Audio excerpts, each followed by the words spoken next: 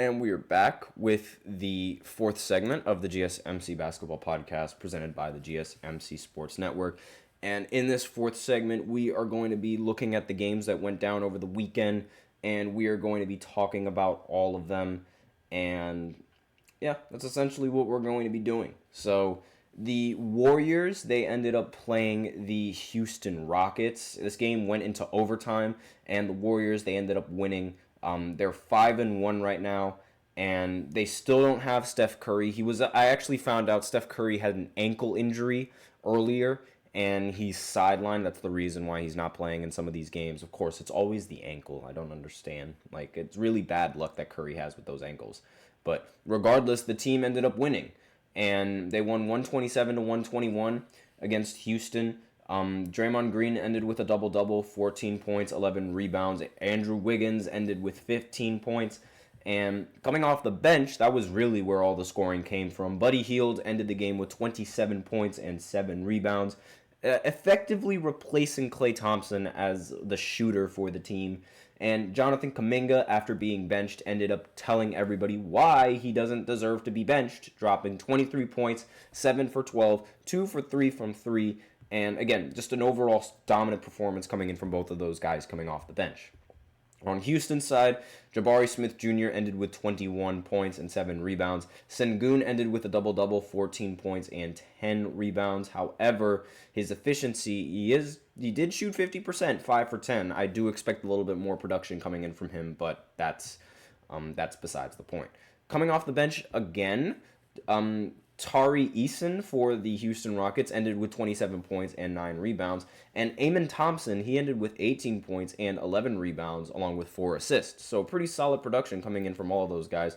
Fred VanVleet and Jalen Green did not have a very solid game here tonight, though. Fred VanVleet went 2 for 12, and Jalen Green ended up going 2 for 13, which is not ideal if you want to win a game for Houston. But the fact that this game still went into overtime, it says a little bit about Houston because, they forced an overtime, but then again, this is a team without Steph Curry, and you're losing to that. So, not really ideal for the Houston Rockets, and I'm not really sure exactly what that spells for them, if that makes sense.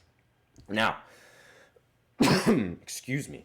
The next game on this list is, again, the Celtics going up against the Hornets. They played them in back-to-back games, and they played them at home in back-to-back games. But the result was still the same. They ended up winning 113-103. Jason Tatum ended up dropping 29 points. Jaylen Brown did not seem to play in this matchup. No, he did not.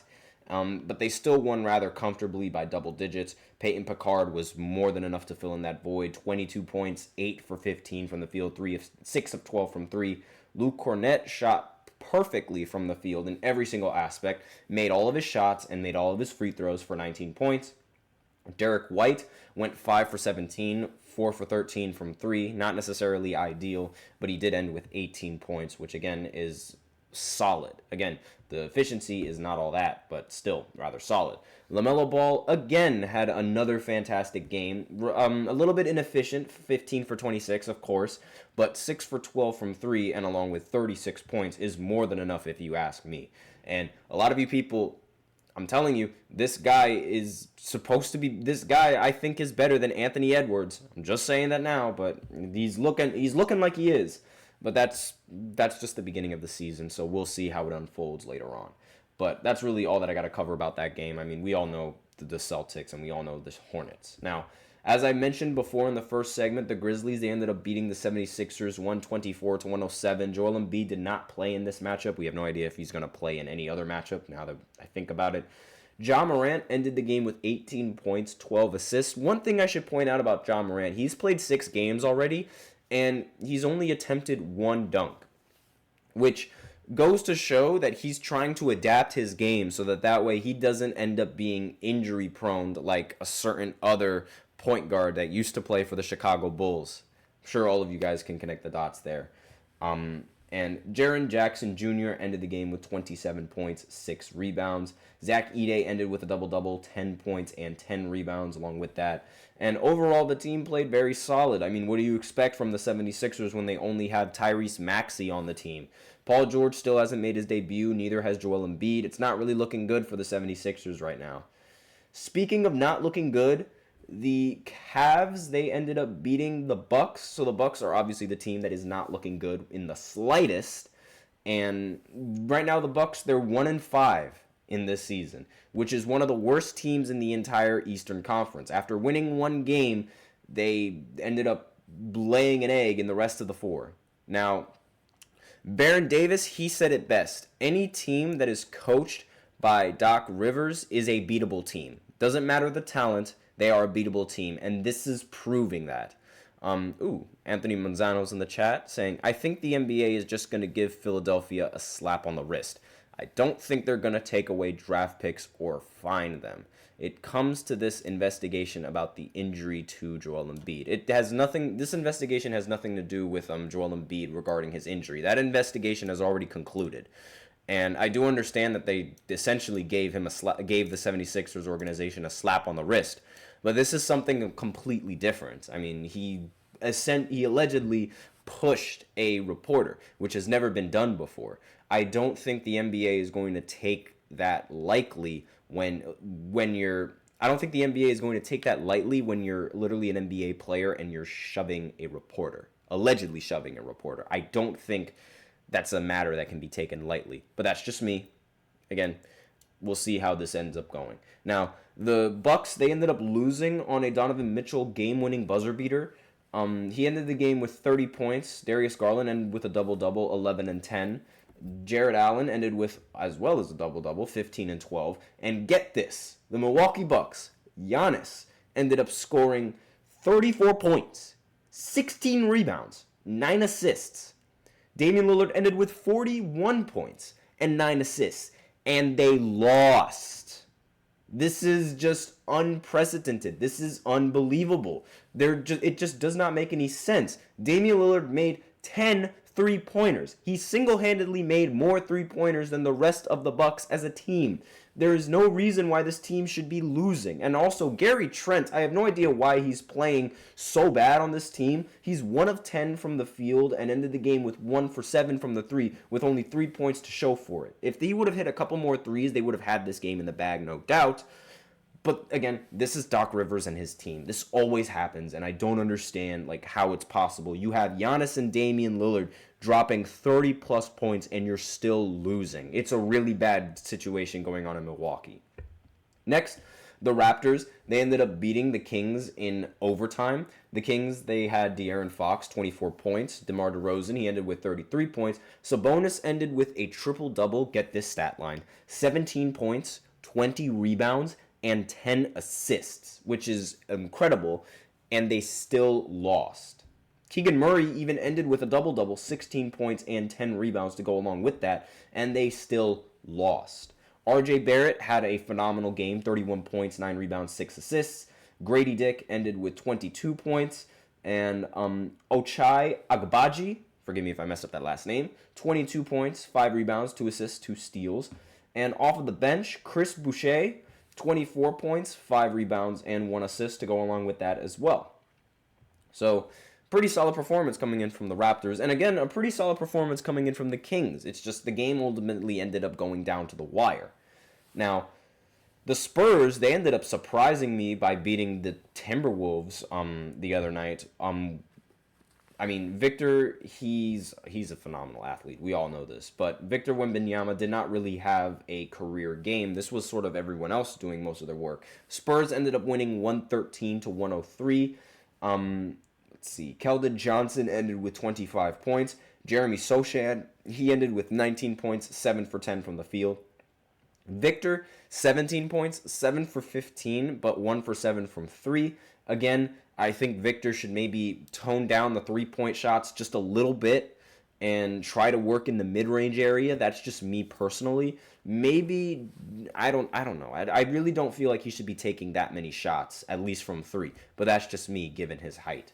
And I'm all for shooting 3-pointers, but as of right now, it doesn't really seem to be working that well for Victor. So I think moving a little bit closer to the mid-range area is more ideal. Chris Paul, he ended the game with 15 points, 13 assists. Of course, Chris Paul did that. He's Chris Paul.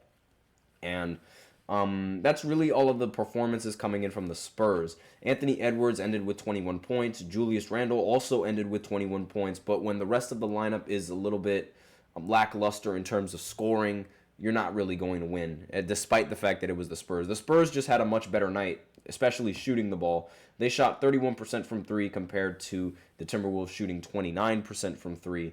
And, I mean, they ended up winning by double digits. They were just shooting a lot better from the field as well. They shot a better percentage at them in practically every single aspect.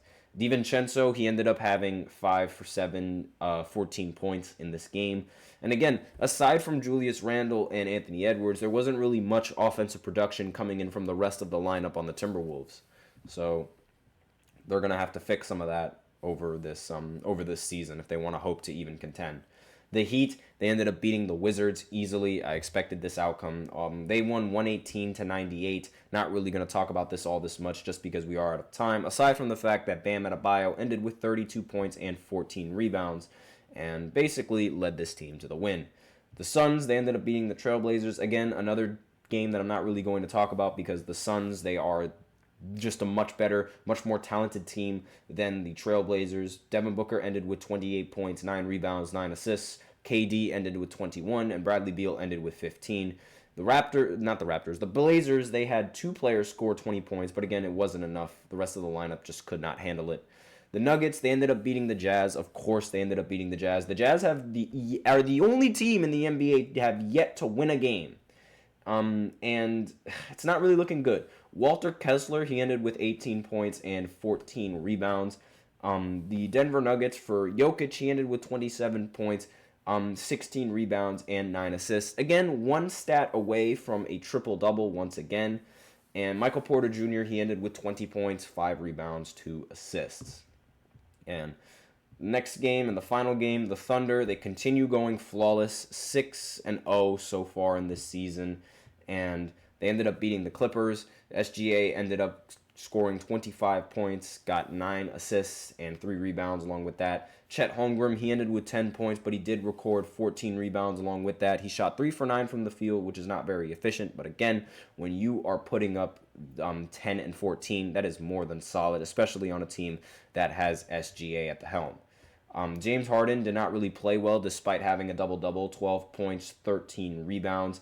He did shoot 4 for 13 from the field, however. Norman Powell was the leading scorer for the Clippers yet again, 24 points, 2 rebounds, 2 assists, 2 steals.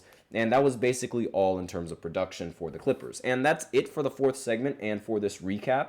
Actually, no, I lied. There's a whole other set of games that I completely forgot to talk about. So the Pistons, they ended up beating the Nets 106-92, an outcome that I completely did not expect. I'm going to speed run through this just because we are a little bit low on time. Mavericks, they ended up beating the Orlando Magic 108-85. Of course, they don't have Paolo Banchero. Luka Doncic, he ended with 32 points, 9 rebounds, and 7 assists. And on the Orlando Magic, there was nowhere near enough offensive production for them to even be considered effective.